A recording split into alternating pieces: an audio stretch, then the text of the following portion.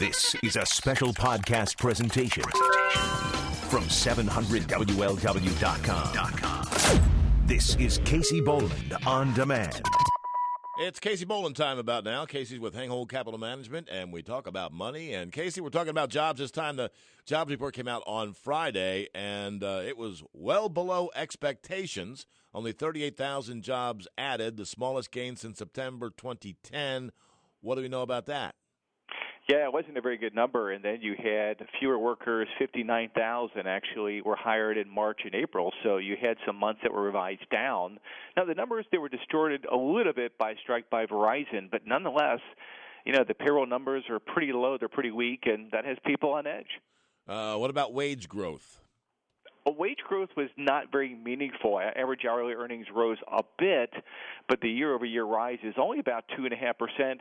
The Federal Reserve is looking for inflation to increase, and one of the metrics they look at is wage growth to determine if they're going to hike interest rates.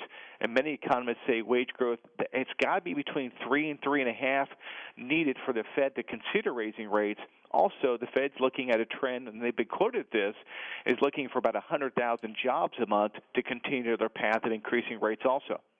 So this would mean the Fed is less likely to hike rates, which usually makes the market happy.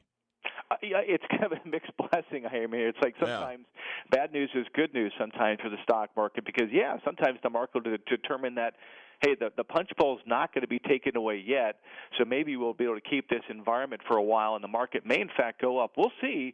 Keep in mind, though, the numbers, especially with jobs reports, it's revised 7 times after its initial release, so twice in the 2 following months, once a year for the next 5 years. The average jobs report is revised up or down by 90,000 jobs, or nearly half the average initial number. So take it with 7 grains of salt. Exactly. It's, going to be like the forecast this weekend is going to be pretty warm, but if I told you to give or take 30 degrees, my forecast wouldn't be pretty good. You wouldn't act on it, but we treat economic data with the same margin of error as stone cold fact. Don't act on it. Short term, the correlation between the economy and the stock market is not good. Longer term, when you start putting lots of data points together, the correlations are much stronger.